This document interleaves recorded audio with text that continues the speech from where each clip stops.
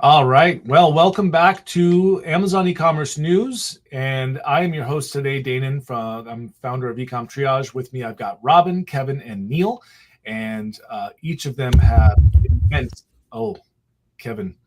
I punched my microphone. Sorry, folks. Sorry, I'll do a better intro got next excited. time, I guess. Yes. I was like, Danon, you really got me hyped up here today. Awesome, good. That's what I'm going for. So in in each of these video feeds here, we have quite literally many decades of experience with Amazon and e-commerce. Just we're so smart, and we're going to talk about how smart we are, and we're going to go into and humble. Yeah, we're super humble, which is really important for people. So I'm literally just trying to be funny because I'm nervous about this. So let's get into it. Oh, for those of you that are watching, please do comment and ask questions.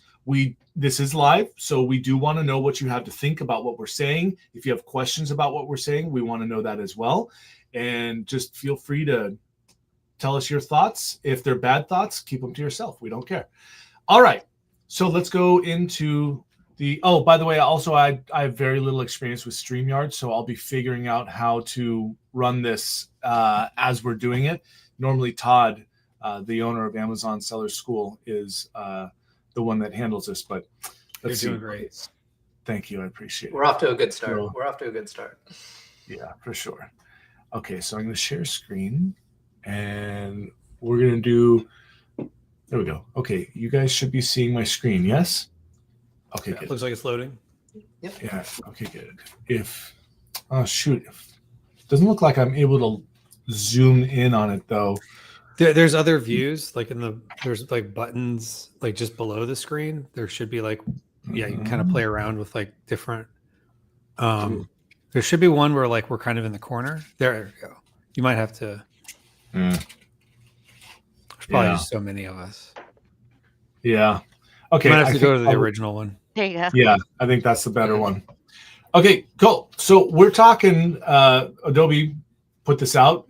Prime Day is expected to drive $23.8 billion in online spend across U.S. retailers.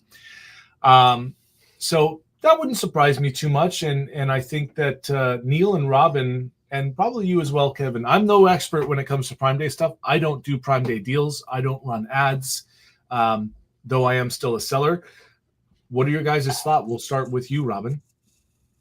I think if you compare it to the Prime Day of 2019 or, way back then when it was like a 10X day where, you would sell 10X. And I think that if you just did that to that, it was disappointing for many brands. I think that it still was a great sale. Obviously, we expanded it to 40. I think before Prime Day, we talked about this, that, I think that expanding it to 4 days was like their way to guarantee it would still be the biggest Prime Day ever, right? And so we saw a lot of brands that did have really good lift. We also had quite a few brands that kind of opted out because of inventory issues or margins or concerns about tariffs or things along those lines. So It was a little bit of a different Prime Day for us, and we had more brands that said, we just don't have the inventory for it, or we have concerns, and so we're not doing as big of a push. But it was still a great sales. I'm sure that Amazon was not too pleased with that headline that came out on day 2 that say it was 41% down. I would not want to be the person that took the call at momentum when Amazon saw that, as was the thing that everybody was running with. But I think overall there was a lot of good things about it, but I think that there was a little, it was a lot lighter than before. Yeah, cool. Kevin? Yeah, I would say making it over 4 days, you're kind of just taking whatever there was and just spreading it out. And sometimes too, when it's not as compressed, there's just a little bit more of procrastination of, I'll just get around to it. And so I think the first 2 days for me were both equal. I heard other people say from the first day forward, every day went down. For me, Tuesday, Wednesday were the same for my own brand. Then Thursday went down. Then Friday went down. And then, it just was a little bit slow on the shoulders before and after too. So I would say, that's probably a good point Robin made, that maybe they're just making it 4 days just so they could say it's the biggest ever. And then next year will be 5. And then all of a sudden it'll be prime year. Yeah, exactly. It's like my birthday month that I have with my husband. Just Right. growing, right? Yeah, exactly. All right, Neil, what did you see? You manage a lot of PPC accounts, so Yeah, so I mean, across the 4 days, we ended up spending about $320,000 across the 4 days. We did 1.1 million in ad sales, and what ended up happening was what Robin said. We did have conversations with our clients in the lead up to Prime Day, and tariffs was a big one, right? Sellers that had inventory stateside were not interested in selling it at a discount that was untariffed. They're looking at it saying, hey, this is the last of my high margin inventory. Like, why am I increasing the cost of my operation for less money? Right. And so we had a lot of our clients actually opt out of Prime Day. So we just, they might have offered a discount of say 10% or something like that, but we just turned off the ads. They didn't participate. The clients that did participate, we did see an overall. So if we compare 2024 versus 2025 and then weight them correctly based on the 2 days versus the 4 days, we actually saw a 19% decrease in overall sales if we weight everything correctly. But if we do it unweighted, then we saw around 143% lift across all brands across that space. So 42% increase in ad spend, 42% increase in orders across the 4 days. Now, with that being said, there's the lead up to Prime Day where we saw performance really start to kind of tank the weekend prior to, right? So that was the Friday, that was July 4th weekend, I think, is when we start to really saw the sales trend downwards, ad spend up over the weekend, everyone add to cart. And then the Tuesday exploded, crazy day. That was by far the best day of Prime Day. Wednesday, Thursday, quiet. And then we did see some urgency on Friday. And I think Amazon kind of shot themselves in the foot here because with the previous Prime Day, it being only 2 days, there was that time sense of urgency for the consumer. And I think what ended up happening this year was there was time for customers to consider if they actually needed that product, right? And so you have 4 days to hum and haw about it instead of having 48 hours to make a decision and move forward with the purchase. And so I think, that humming and hawing actually happened Wednesday, Thursday, and then Friday, there was that push, but it wasn't as big as what we would have expected. If I look at 2024 versus 2025, I would say that this was a down. Like Amazon did fudge the numbers. They said, "Oh, our Prime Day sales were up 31% year over year," but they didn't weight it correctly considering they're looking at it 4 days versus 2 days. So it's not an accurate assessment for Amazon to come out and make that statement. But of course, they're going to make that statement. They don't want to say that everything's trending downwards because there is external market factors putting pressure on the consumers. So overall, I'm happy it's done.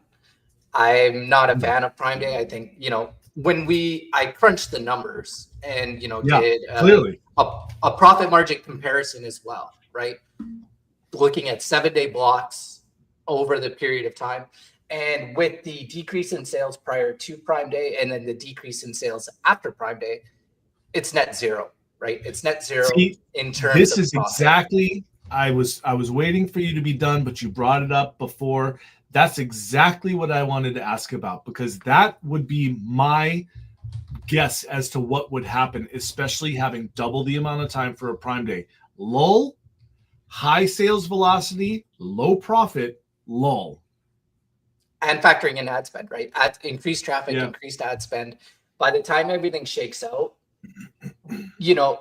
I was looking at one of my larger clients, and typically it's a 21 to 22% margin after everything's said and done. And during Prime Day, sales increased by 150%, but margin went from 22% down to 14%. And then when we factor that out over the course, it's a net zero, except for, we did move up in the category because we participated. So we did get some sales velocity and some ranking juice for that. But it's also short-lived, right? Because of the aftermath of Prime Day, where no one's really buying and CPCs are high because traffic is down. It ends up being just a net wash. So yeah, I'm not, it doesn't line anyone's pockets except for Amazon, especially considering prior to Prime Day, they were also sending out emails to sellers saying, hey, we've made adjustments to your inventory limits. You're overstocked. You got to do a removal order. Many of my clients actually received emails like that, where Amazon was trying to clear up space prior to Prime Day in the fulfillment center so they could try and get more Prime Day inventory out there. So they're pushing the products that don't sell out while trying to make room for the products that sell, right? This is a good point. So my theory, having been selling on Amazon for 15 years, and just like looking at snapshots over time, my theory is this: Amazon doesn't want to deal with us crappy little sellers any longer. So they squeeze margins, they increase rates, blah, blah, blah. They say, hey, if you use AWD, you get a 10% decrease, and everyone goes, oh, that's great. It's better pricing. And they get packed out. And then they go, okay, we're not offering this anymore. And this is the cost. And whoa, now it's more expensive. And so my theory is that Amazon will continue to make these these incremental changes that force out more and more and more mom and pop shop sellers so that they can focus on the categories and businesses that actually generate the majority of the revenue. So we'll see about that. Check back in 10 years. But I'll tell you an interesting side note on Prime Day. From my point of view, is I have clients that get attacked with negative reviews just prior to Prime Day. And I just brought on a client that they were at a 4.6 star rating, and they got hit with 30 one-star reviews and went down to a 3.7, I think it was, which disqualifies you for Prime Day, if I'm not mistaken, or 3.6. There's some point, I think it's below 4 or below 3.9. You cannot, I can't remember off the top of my head, but you don't qualify for lightning deals and Prime Day deals. And so this was a multi-million-dollar business. It literally crushed their business in a day. It was actually over about 3 days. So I'm working with Amazon to get those fraud reviews removed. But this is another thing that Prime Day causes. It's, albeit less frequent than like having to spend a bunch of money on ads and stuff like that. But this is another thing that does occur, particularly in the supplement industry, is like, cool, let me spend a couple $1,000s to attack my competitor. Awesome. I made 50 grand because I did that and I took their position. That's nothing compared to the ad spend, right? Knocking out a competitor. Absolutely. That's a drop in the bucket. And the other thing that still kind of remains to be seen is the return rates. I'd be interested to see how much consumers change their mind, and if we see an actual spike in our return rates prior to, or the fraud around that, right? Like, buying products, swapping it out, sending it back in, and by the time Amazon catches it, it's too late. Yeah, absolutely. I think another factor too is as Prime Days become kind of like an establishment, that now people were like, well, Target's running a sale, Walmart's running a sale. So people were cross-checking prices. So if you're, and so I think that there was a lot more like, oh, maybe that price, and that caused some skepticism within kind of the trust that the event had in and of itself, where more people are like, hey, maybe that 20% discount isn't a 20% discount. And so I think that hurt conversions as well. I saw a lot more of that kind of content on like my regular everyday feeds instead of just my Amazon seller feeds. I don't know about maybe I fell down a weird rabbit hole. You never know. One thing that we did notice was that our performance on Walmart during Prime Day absolutely tanked, right? And we ended up opting out to turn off ads simply because everyone was going to Amazon. So Amazon clearly dominated those 4 days on e-commerce purchasing. There's no I question. think Did they said Walmart- that Shopify had record days, though, right? I don't know. I can't speak to that. Yeah, I thought I heard somebody. I thought I read something that said Shopify had its like biggest day ever, but don't quote me on that. I just thought I saw it in Mhm. passing. Mm-hmm. Did Walmart not do a Wally Day? I've never heard of Wally it. Week? They did, but it was They did? Yeah. Okay, because a few years ago they started doing Wally World days, Mhm. to match the days of Amazon Prime, but overlap by one, go one beyond.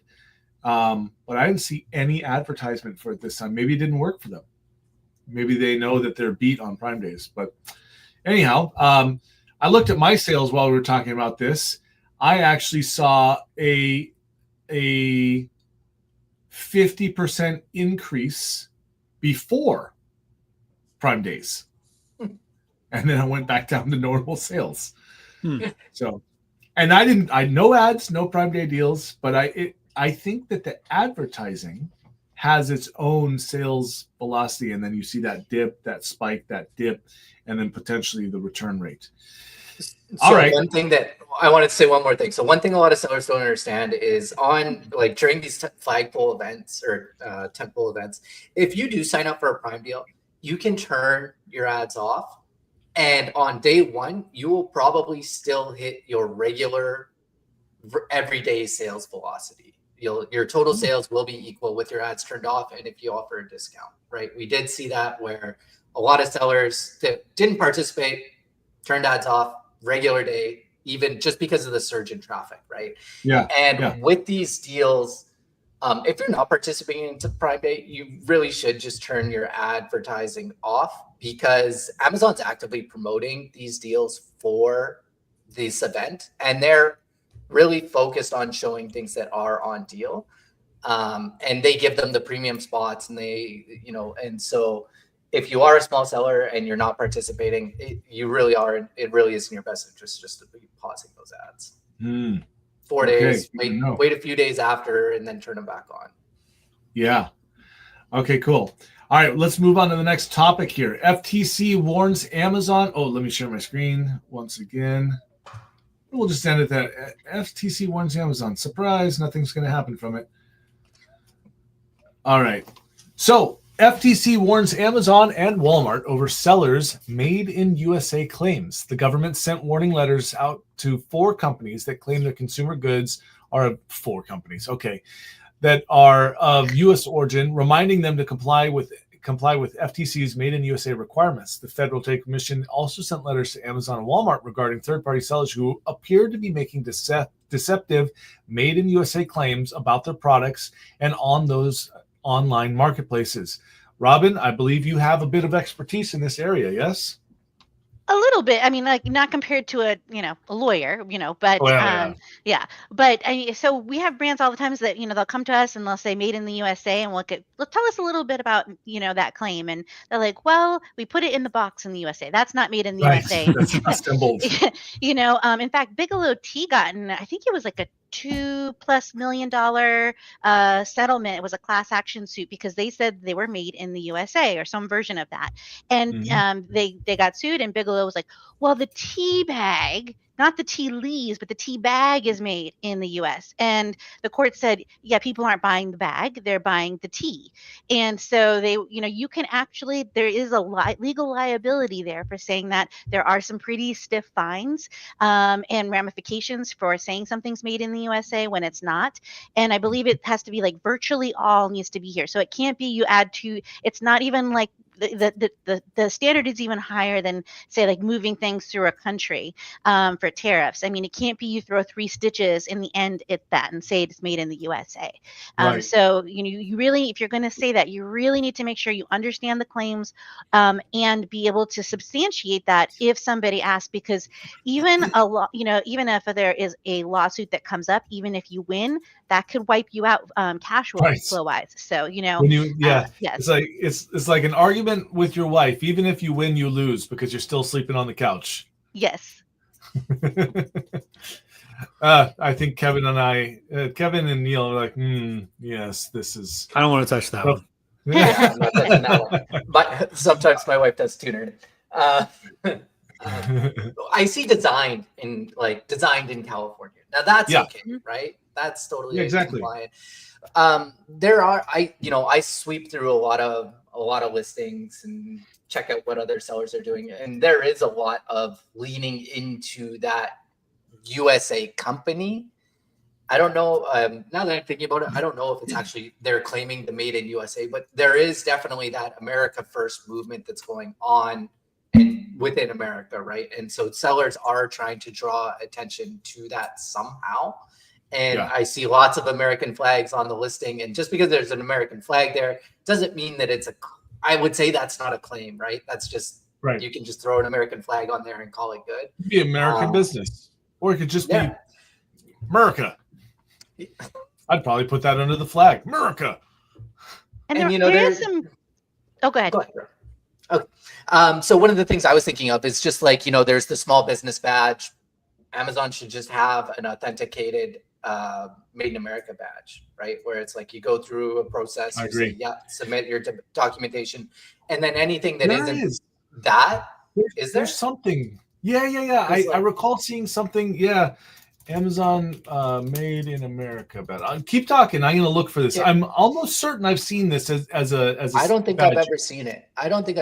But I see lots of American flags. I see lots of small company or American company or whatever. And so like just there needs to be like a differentiation, because at the end of the day, with the American First movement, I feel like consumers would rather support an American business than a Chinese factory, even if they are coming from the same place. And I pulled up the FTC website, and it says a made in the USA claim can be express or implied. Examples of express claims include made in the USA, our products are American made, USA, manufactured, or built in the USA. But it also can be US symbols or geographic references. For example, US flags, outlines of US maps, or references to US locations, headquarters, or factories may convey a claim of US origin either by themselves or in conjunction with other phrases or images. Yeah. So Mm. US flags, I'll put that I in see a the ton of. comment. Yeah. So, I think there can be a little bit of a where that you can end up getting bit if you do that. So. Mhm. Yeah, I'm not finding the Made in America. I know I've seen it on Amazon before, though. I know I've seen it. Just like back in the day, you used to be able to filter in Amazon with a single click American businesses only, and they removed that. So I don't know if anyone remembers that. You used to be able to choose the American flag for American businesses, and it would filter out everything else. Kevin, you've been awfully quiet this whole time. I want to know what you have to think about. No, I was just waiting for my turn. So yeah. I would say, in law, I'm not a lawyer, but I know that there's like a reasonable person standard that most things use. And so, with the point Robin was making about the implied part that the FTC was worried about, would a reasonable person look at your flag? Just because we know pictures are for people, the text are for robots. So most people aren't reading the text to hear your justification in, buried into like your product description. So like if they just see an American flag, especially on your main image, it implies that it is made in the USA, even if it doesn't have the word made in. Now, if it was like designed in the USA, be crystal clear that like, when Amazon has a, country of origin field, that it says China or Mexico or India or wherever it is you're getting that product, and then you have some other language in there. And then one standard that's always a good standard is, we've probably all heard the New York Times test of whatever you're doing, would you want the New York Times reporting about it on the front page? Another standard is the Your Honor test. Whatever you're saying to justify, this is fine, add the words Your Honor to the front of that. So as if you're in front of a judge trying to explain what you're doing. And if you still feel comfortable with it, then go with it. Because a lot of these things really are gray. Easily said for an honest individual. What's that? Easily said for an honest individual. I try to be honest, and it keeps me out of trouble for the most part. Same here. Yeah, just ask my wife. Don't comment on that, honey. She's sitting next to me. Oh, So- and a lot of, hi, Danon's wife.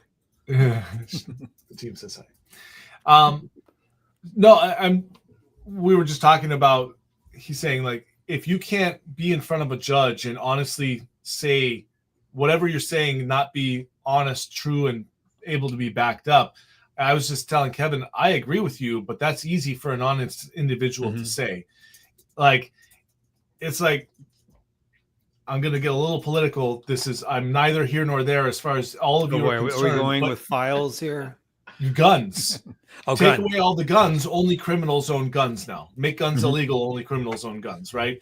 Like, it's the thing is that I agree with you, but there's so many. There's a percentage of dishonest individuals that they don't care about you as an individual. They don't care about your experience. They care about making those dollars, right? If you ask me, let's take children and baby stuff. Who in their right mind would ever produce a product that's dangerous to a child? Nobody.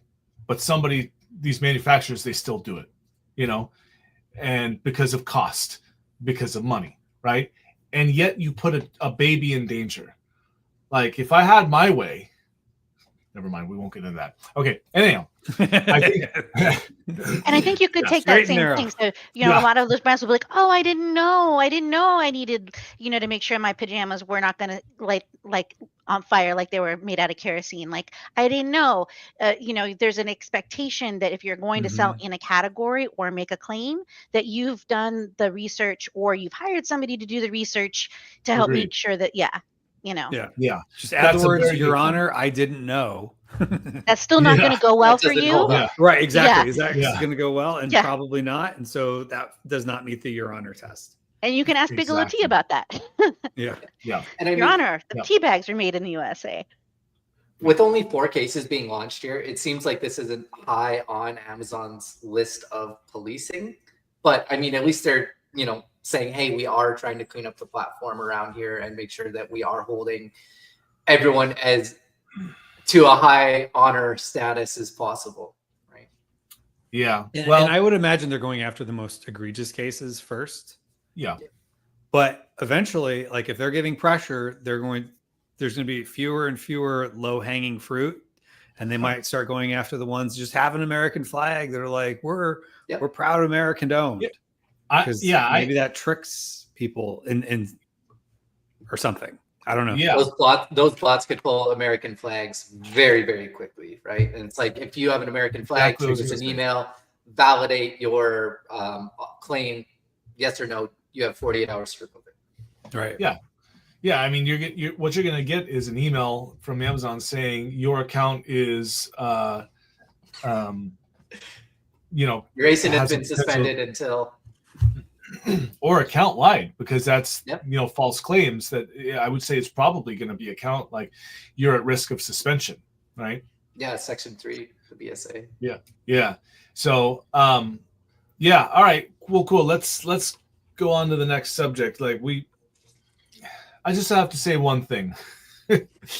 Oh boy. I know I'm not Todd, and Todd, if you're listening, I apologize because I get a lot more heated and passionate than you do on this stuff. Here we go. But FTC smacks around Amazon a little bit, says, hey, we found that even you, Amazon, manipulated your own reviews on your own products to display above the people that made Amazon great again, right?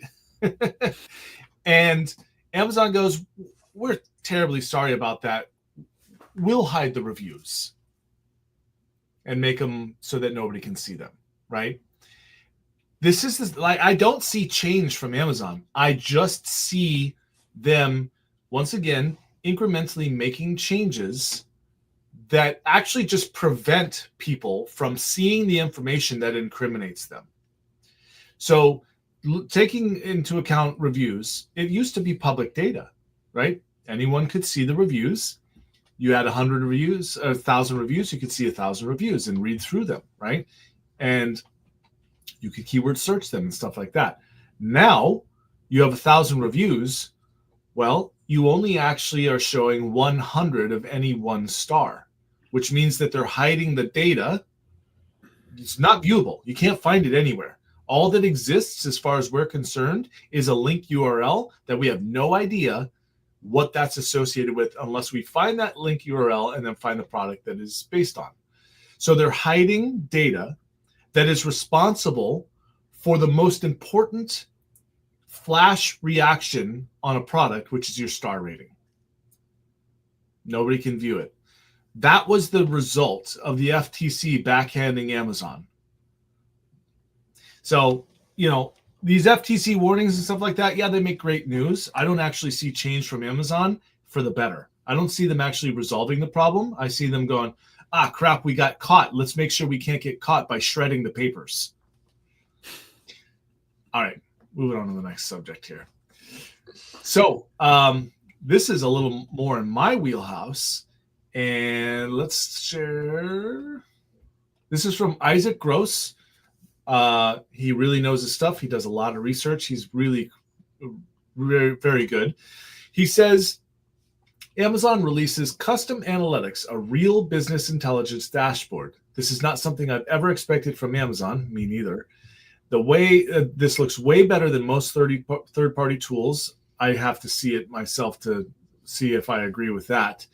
And they let you create your own dashboards with hundreds of metrics to choose from, blah, blah, blah, blah, blah.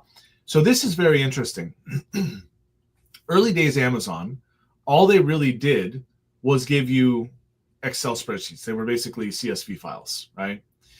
And that was what Managed by Stats and Helium 10 and Jungle Scout were born out of, is somebody understood the numbers and could take that data and build it into tables and into dashboards and metrics that we, who are not data scientists, can actually look at something and understand the trend up or down. So it's taken them only a decade to actually build this into Seller Central. Now, I find historically that the graphs, and I want to get all three of your opinions on this, but I find that the graphs can be helpful, but are not as, historically, it doesn't give you a good enough picture to be able to see and make full-blown decisions on, I see my numbers equals this is what's happening, this is what I did, this is what I'm going to do, which is the whole purpose of statistics, is to see the past, the present, so that you can predict the future based on actions or inactions, right?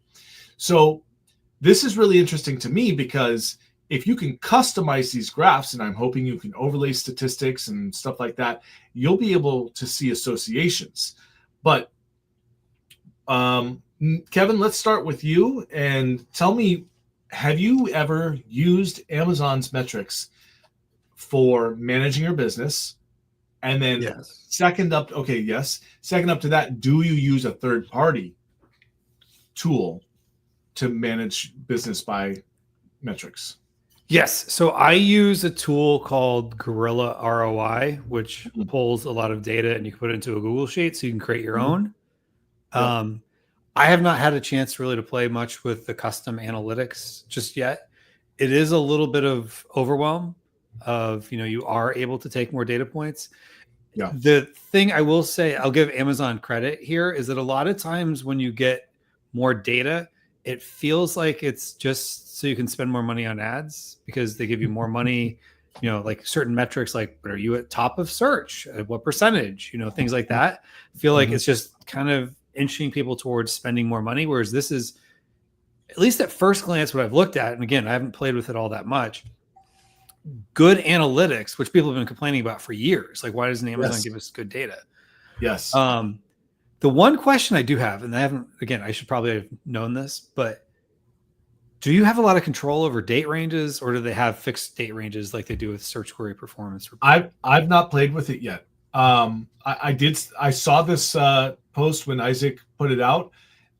I don't actually, like, my wife is the one that manages our Amazon account, so I don't really log in that much. Truth be told, I really should have, given my tenure at Managed by Stats and even helping direct some of the dashboards that were built. Like, here's the thing. Here's what I think. This is wonderful. If you've got granularity, you can change date ranges, right?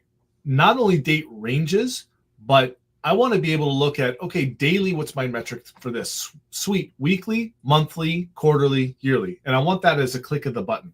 And I don't know if it does that. Hopefully it does. Because I think you can do weekly and monthly data. Okay, weekly and monthly. And then, yeah, I'd also want to know yearly at a snapshot. And, oh, here's the other thing. How far back does that data go? Does anyone know? I'd have to go look. I'm playing in it right now. Okay.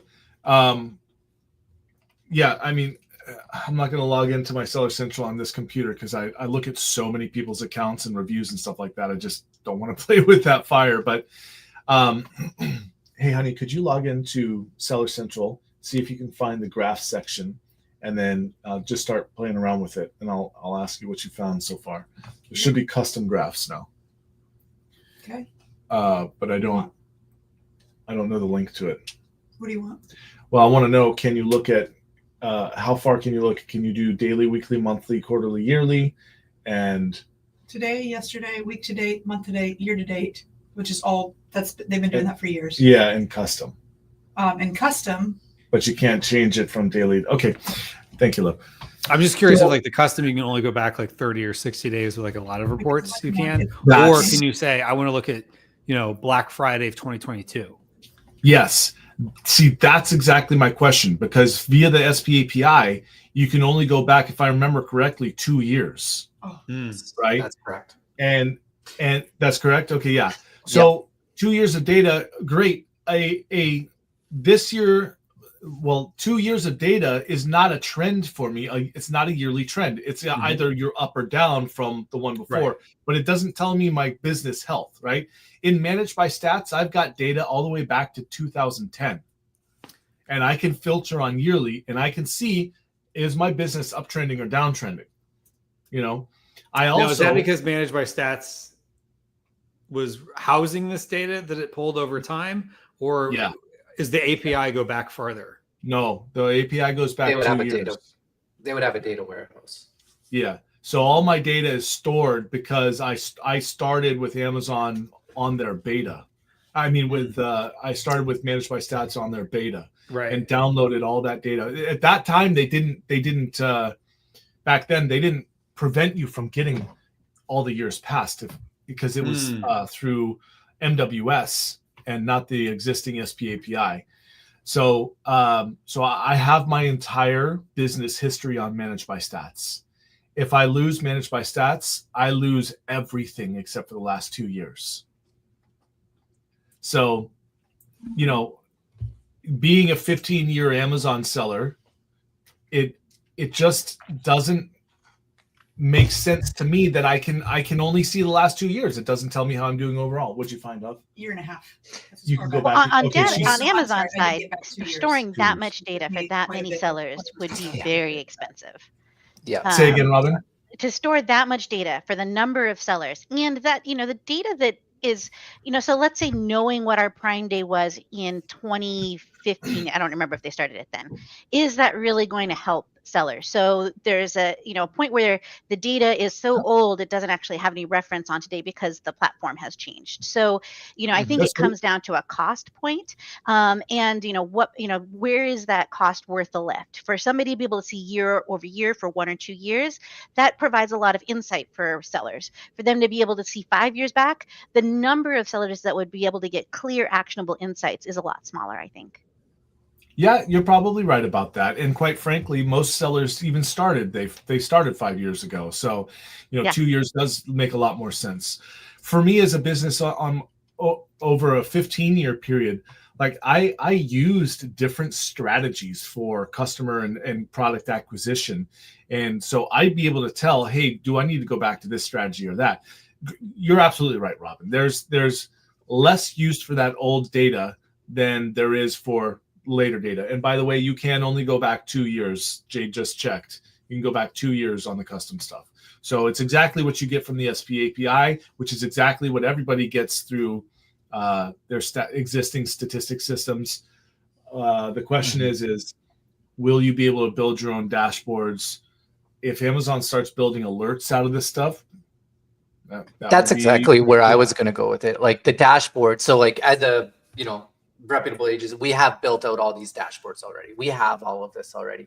But for the average seller, this is a very big thing for them, right? Because Amazon does make it extremely challenging for you to track your metrics. Like I think about how the SKU economics section inside of Amazon, like that section could use an overhaul as well, where you are allowed to look at a parent, right? Instead of just an individual SKU, look at a parent, because I get emails all the time where it's like, hey, I'm looking at my SKU economics right now. This SKU is showing me as a negative profit, but because that's the one we're advertising on, whereas every other SKU in the parent is extremely profitable. And so they don't aggregate that data properly and display it properly. And it makes it very hard for, tracking refund rates, tracking the amount of refunds over time. And like seeing that inside of Amazon is an excellent step to say, you know what, we are recognizing that there is a data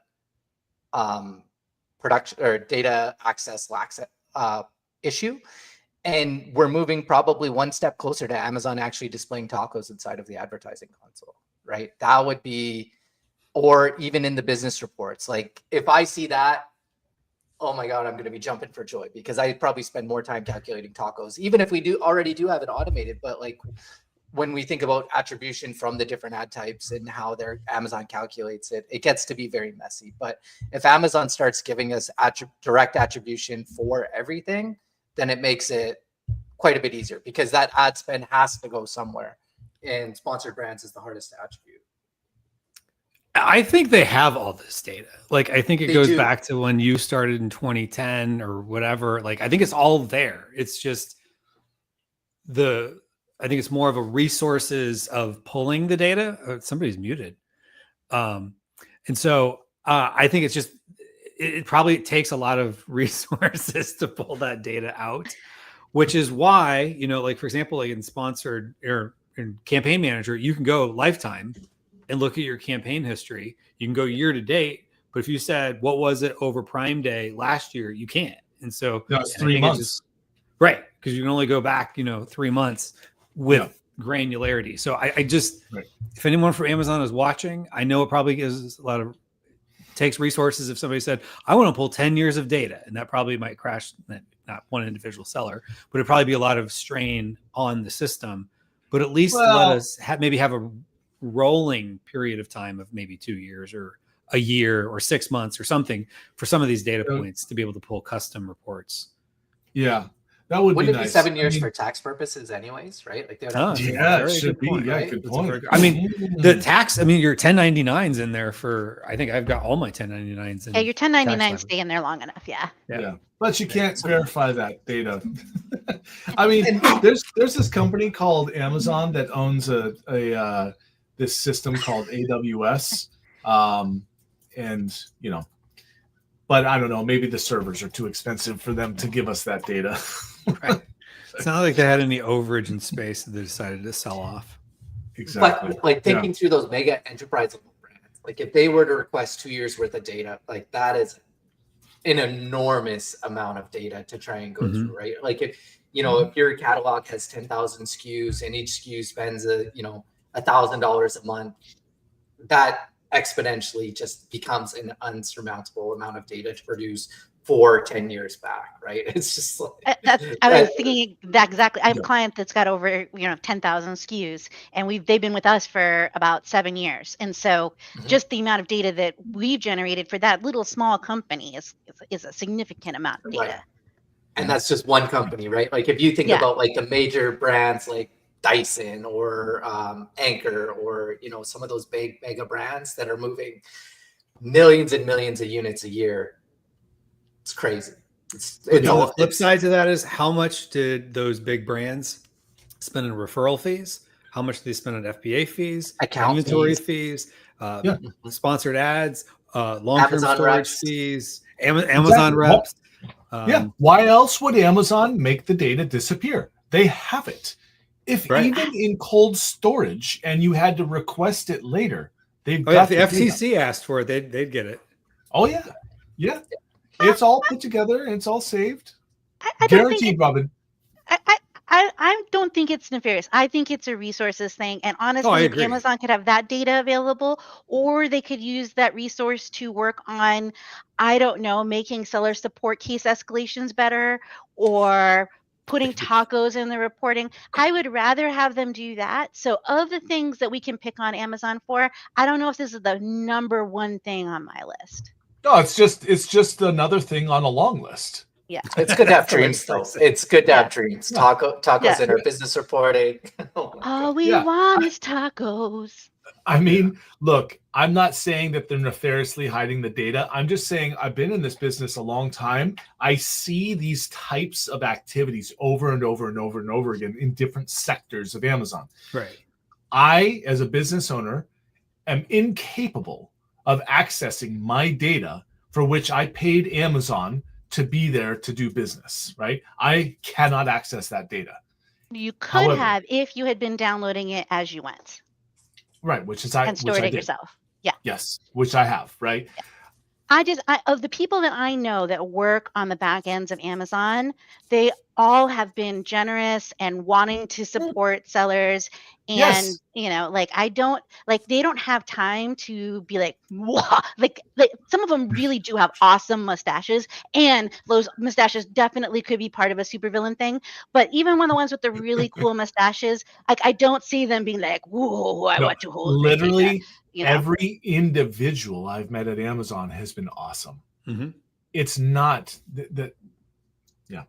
It's a bunch of I'll get teams off. running in different directions. I just and want that's us why to you remember that, all of these things are real people that, they have put their blood, sweat, and tears to try to make things better. Oh yeah, So that's there's lots 100%. to pick at, but That's why I am not going after individuals of Amazon or even teams of Amazon. I recognize that this is the corporate structure of Yes. things making overall decisions that do not necessarily. It's like putting in a law. Like 10 people kept driving on the sidewalk, and so they made a law. Now nobody can drive on the sidewalk, right?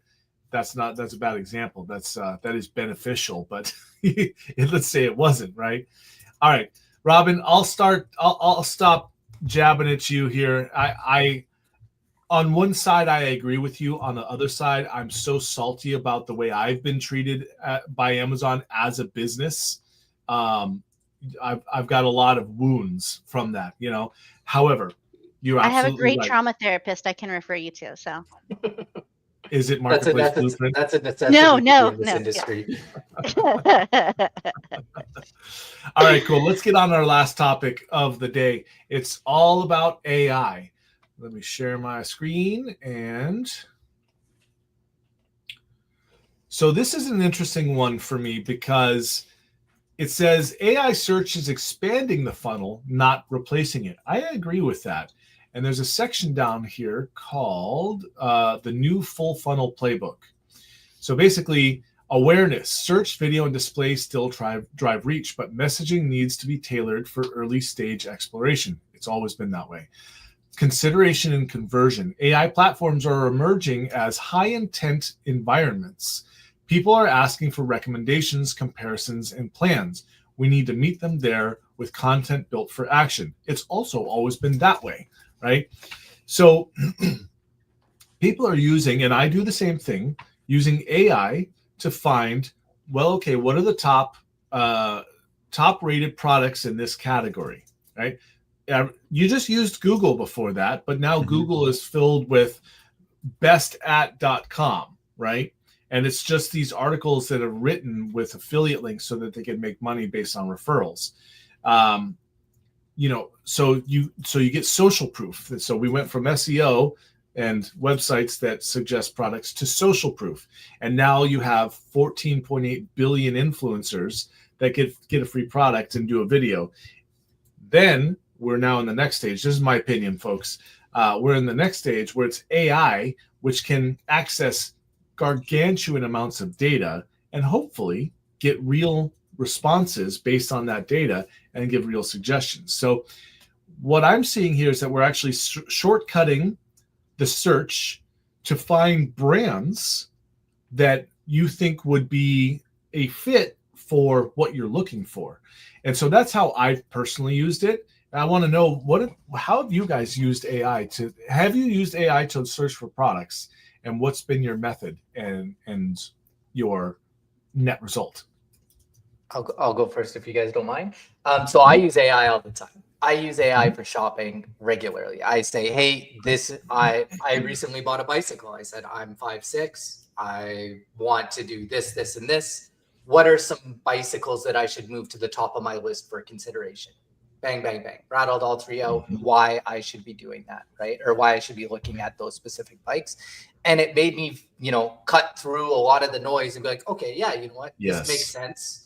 This is like, you brought up very valid reasons why I want this bike and like the uses that I need. It all meets that, right? I just shared a link in the chat here where it's actually so we probably have some sellers on the call right now.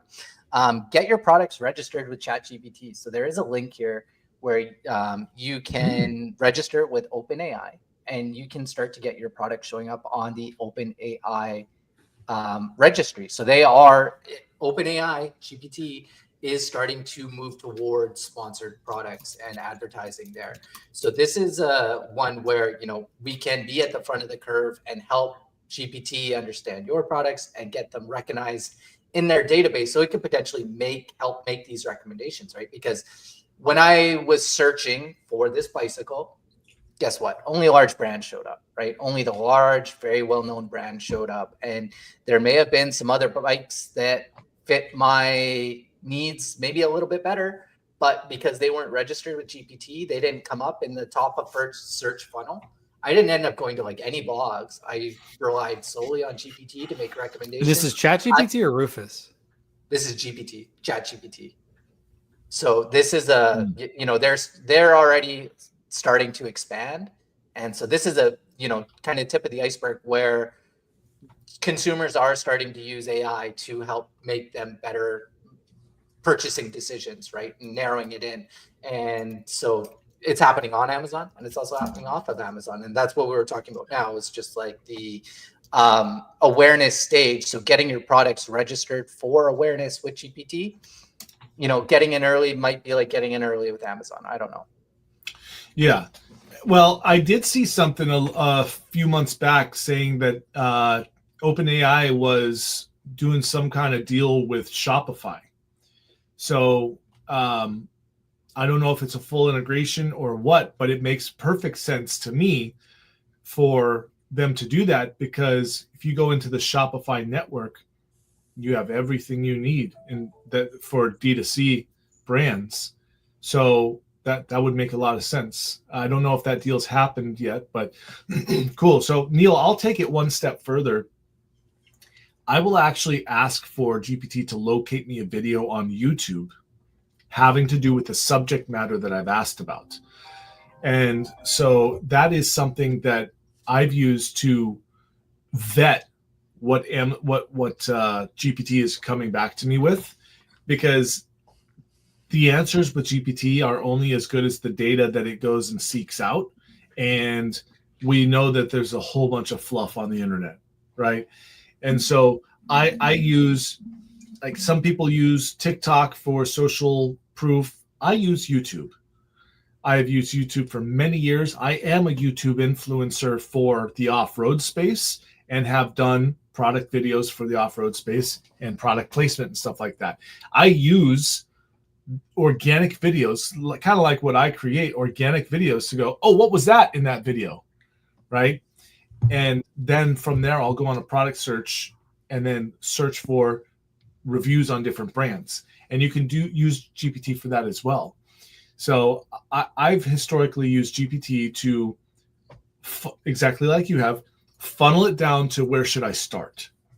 And then I will individually check everyone. Because you're 5'6", I'm 6'2". You and I need different bikes, right? Right.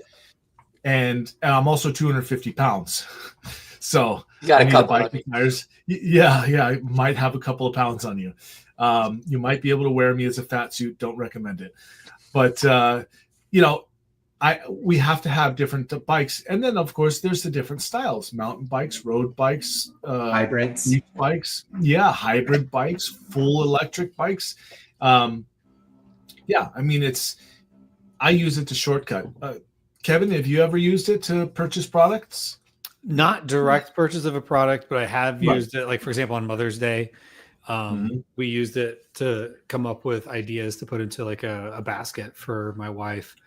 I have used Rufus a couple times, but I wasn't totally in love with what Rufus came back with. But Same. ChatGPT, at least with ideas, seemed to work pretty well. I haven't used it for find me a product. I have heard ramblings that Sam Altman is looking to go that direction instead of with ads, but maybe like a small referral fee. So It would make sense. it would make sense. I have a feeling eventually it's going to go that way, but the hard part is right now it's so early. Like, is it worth it probably to do a feed submission if you have a Shopify store to OpenAI? Sure. Yep. You totally redo your business model based on everything yet? No. So it's like, we're still very early. Yeah, I guarantee you OpenAI is going to start selling ads. I mean, it's part of the most successful playbook of the Google, the Amazon, all of them. Like Facebook, that's what they did. Is they acquired the users, and ChatGPT, OpenAI, we freaking pay them to be their user. So not only are they making money on us, they'll be able to make money on them as well. And it would make sense to me to have some semblance of that. But right now, ChatGPT claims that it is completely organic results. There are no paid anythings. And they're also, I read this in an article, they're also not looking at paid ads, but only organic search results to bring the data back. So to me, what that means is we're full, you could call it full circle in marketing, but SEO has always been super important. Content is king. It always has been. I believe it always will be. And in the world of AI, you can now generate tons of content. So I'll probably modify my statement that real content is king. Right? Yes. One of the interesting things. So, sorry. Go ahead. Rufus is now starting to generate how-tos in the Amazon search bar, right? So that is starting, like we're starting to see how to apply nail polish or whatever in the Amazon search bar, right? So there is a shopping trend change there because consumers are starting to go to Rufus. Rufus, Kevin, I agree with you 100%. Rufus needs a lot of work. It still it still doesn't understand the brand that it's referencing in the response. It gets the brands when you're on the product detail page. It will get the brand owner of that product detail page wrong still. So there's still a long way for Rufus to go. But we are starting to see that trend in how to. Where are those videos from? Is that coming from the Amazon Influencer Network?